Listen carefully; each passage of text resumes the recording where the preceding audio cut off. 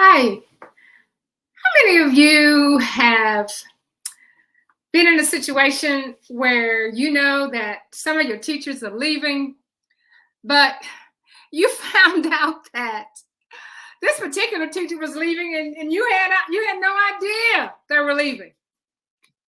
Surprise? Yeah, I've been there. I've done that. I've experienced a surprise. I thought, everything was all quiet on the home front. So I thought that everything was going to be just fine, but it didn't happen.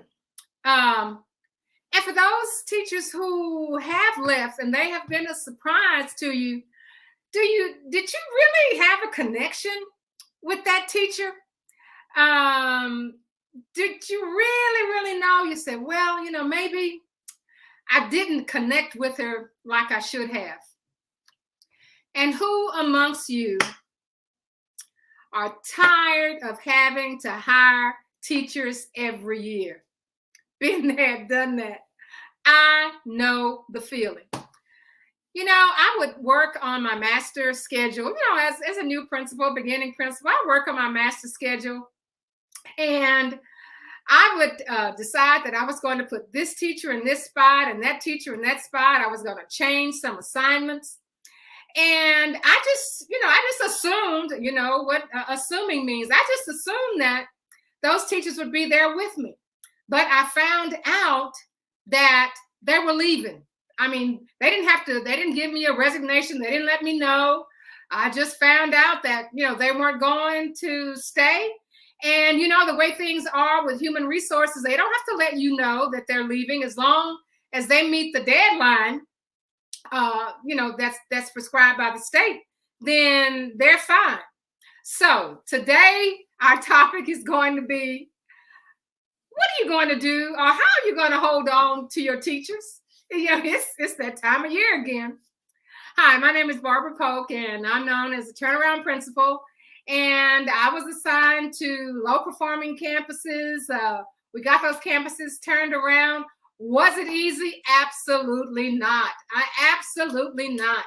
It was something that and my team, I had to learn. So, I was assigned also by the Texas Education Agency to go into low performing schools because of the success that we had at the schools where I was principal. So what I do each week, I come on to answer the question, how are principals going to be able to meet the demands of their position and excel the way they are expected to excel, especially if they are working in our urban school districts, our rural school districts. And what we want to happen with those schools is to turn those schools into hallelujah success stories. So if you are out there, what I want you to do, if you are a principal, in the comment section, would you put a 1? Would you put a 1? You don't have to put your name necessarily, but you put a 1 if you're a principal. Would you put a 2 if you're an assistant principal, a great assistant principal? Would you put a 3 in the chat if you are a team leader? That is, if you are a department chair, if you are a leader in your department, if you're an instructional coach, if you're the counselor, put a 3.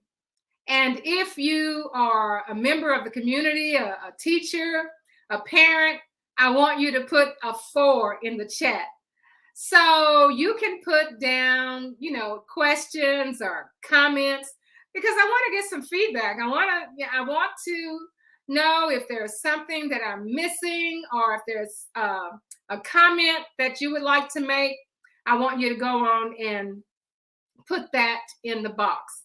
And for those of you who are just coming on, I'm Barbara Polk, and what we're going to be talking about tonight is what are you going to do to keep your teachers? How are you going to hold on to your teachers? Being a principal in an urban school or in a rural school, it has its demands that are really, really particular to those kinds of schools. Our schools, the rural and the urban schools, have challenges. And then on top of those challenges, you have the challenge of your community expectations. Your community may be quiet, but they want the best for their students, even though they may not be able to give them the best of themselves. They want the best for their students. And then you have your teachers, who are pulling at you, and you have central administration who are just giving you all kinds of things to do. And it's a challenge. It's really a challenge for the beginning principal. And I'm talking about principals who have been in position for 1 year, 2 years, 3 years. Now it gets you almost, can get a groove by your 4th year and your 5th year. But that first year, that second year, that third year, man, you're trying to hold on to what you have. You're trying to, if you were a low performer, you're trying to pull out of low performing. If you have a plan where you want to improve, those first 3 years are tough years, and you have to meet the expectations. But you know what? I figured it out. I figured out that there were some things that I needed to do in order to hold on to my teachers, to get them not to leave, and to also recruit some others to come in. If they, you may not have a situation where all of your teachers are going to stay. And I'm telling you this because this doesn't happen overnight. It takes time. You have to just hit it and hit it and hit it until you get it done. That's what it takes in order for you to hold on to your teachers. And before the pandemic, it was difficult to hold on to teachers. It was difficult to get teachers to come into our rural areas and to get teachers to come into the urban school districts. It's very difficult.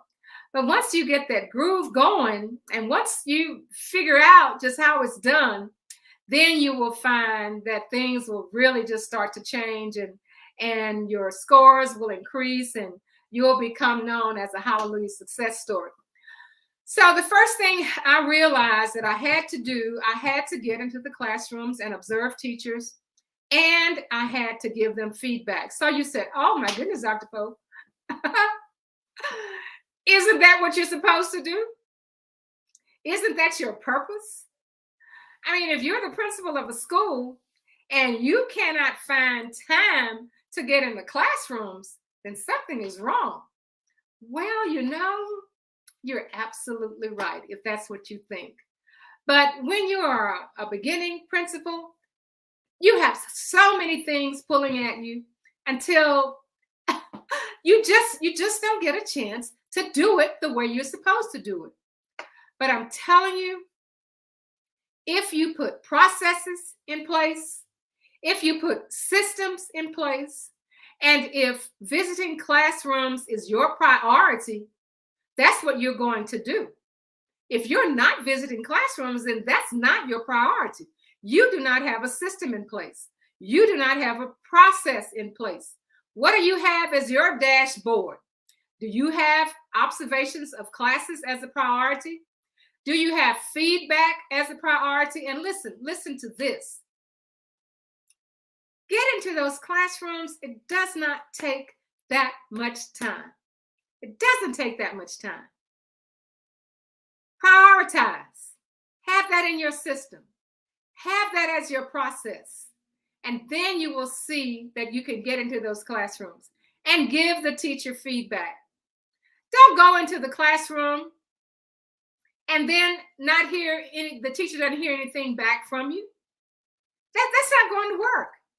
Your process is to be able to go in there, work on one thing that you see that teacher needs to improve, and then give that teacher feedback. And don't give it feedback as if you're fussing at them or if you're displeased about what you saw. Encourage them with the feedback And because you are going to be in those classrooms all the time, you don't have to rush when you have that process in place.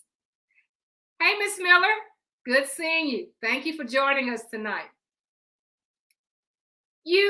If you have that process in place, you can do one thing at a time.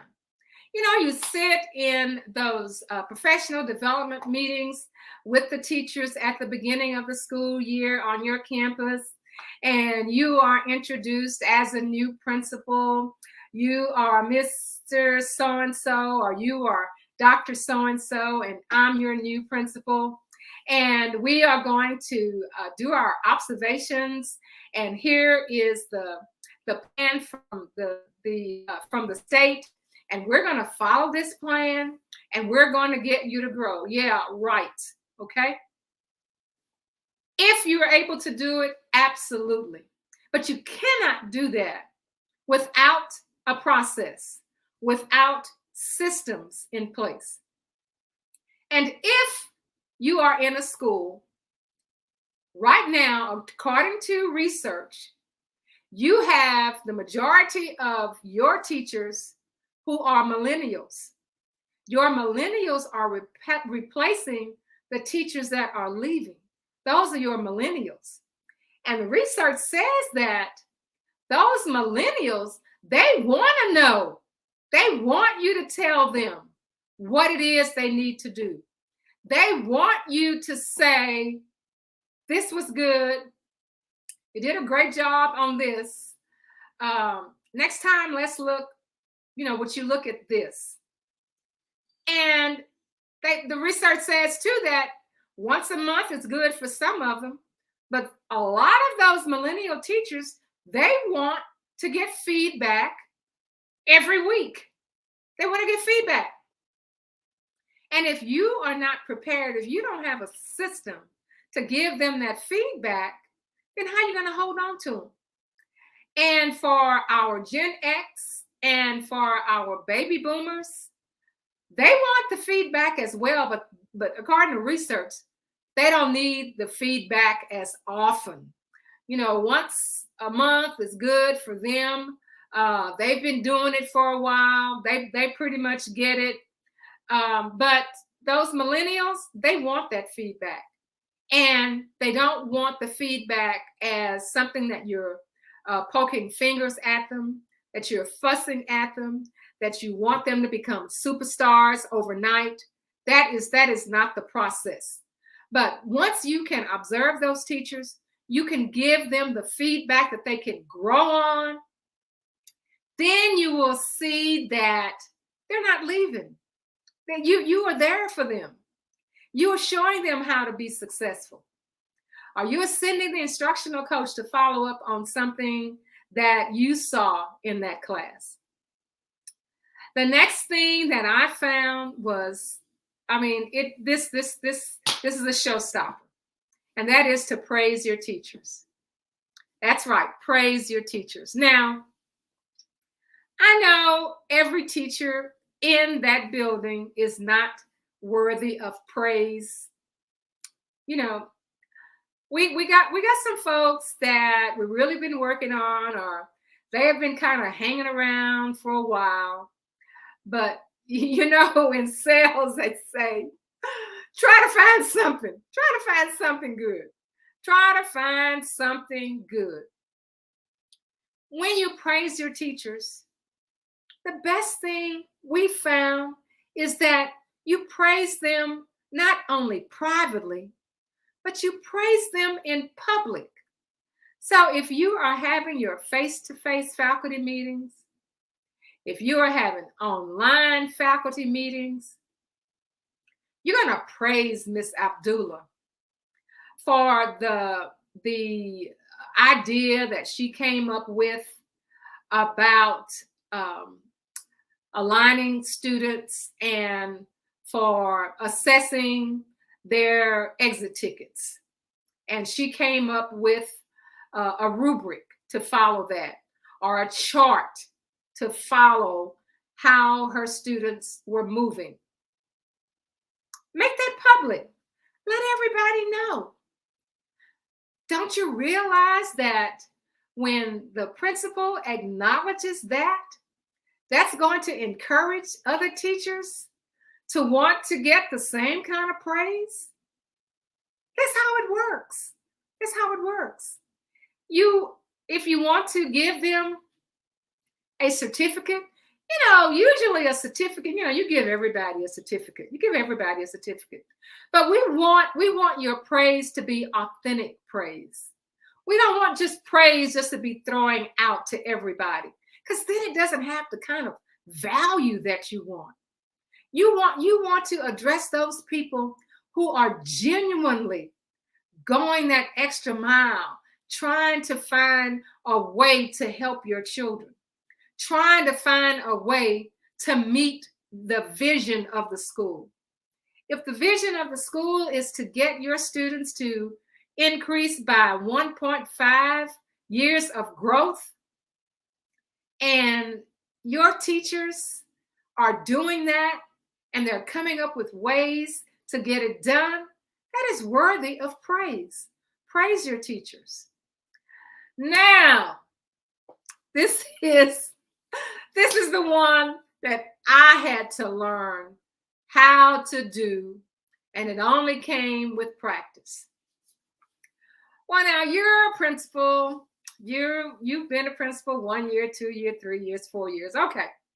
So, that first year principal, that second year principal, you're kind of caught up in ego. I mean, let's just call it what it is. I'm Dr. So-and-so, and I'm your new principal. I'm Mr. So-and-so, and I'm your new principal. And we're just going to do fantastic things here. So you get your leadership team together, and let's say it's time for interventions, and it's time to prepare for state examinations. And you and your leadership team has decided that this is the plan that we want all of our teachers to follow. And the thing that happened to me was, we were in our leadership team meeting, and one of our leadership team members said, we have a problem. Ms. Harris says she is not doing it that way. Ms. Harris says she's tried the way we are suggesting. It doesn't work, and she's not doing it that way. I said, what? What do you mean she says she's not doing it that way? Mr. So-and-so, would you go up to Ms. Harris's class, get somebody to cover that class, and have Ms. Harris to come to my office? Oh, I'm full of ego now. How you going to tell me what to do? I'm the one running this. So Ms. Harris comes down, and she's very cordial. And we said, Ms. Harris, how are you? Oh, I'm just fine. I'm just fine. Well, Ms. Harris, I understand that you say you're not going to follow our plan. And Ms. Harris, who is a veteran teacher, stands flat-footed, and she said, yes, ma'am, that's exactly right. I'm not following that plan. It didn't work before, and it's not working now, and I don't intend to use it. If you can remember, you look at my scores, and you look at the growth of my students, you'll see that, I know what I'm talking about. Oh, me with my ego. I said, you know what, Ms. Harris? I tell you what, you go on and you do that. You do it your way. But I tell you one thing, Ms. Harris, it better work. It better work. And Ms. Harris sashayed out of there. And she said, yes, ma'am, you will see that it is going to work. Well, test scores came in. Who's at the top of the list? Whose kids scored just outstanding? Miss Harris. Miss Harris did it her way. So I had to take feedback from a teacher. And when I took feedback from that teacher, I had to praise that teacher in front of everybody. I had to let everybody know that the plan we had was modified by Miss Harris, and she is the one who is having all of the success. Now, do you take feedback from everybody? No, absolutely not. But what that does, when you take feedback from your teachers, what that does, that lets the other teachers know the quality of the feedback that you are going to accept, the quality of following the vision of the campus, following the culture of the campus, your core values, your mission. The feedback has to come where it is going to help all of those things on the campus. And that's the kind of feedback that you want. Well, ultimately, after a few years, something different started happening. We noticed that, we still had some teachers leaving, but they were leaving because maybe their a significant other got a job at another school district and they were going to move with them. Or we found that family members were having medical challenges and they were going to have to make some changes there.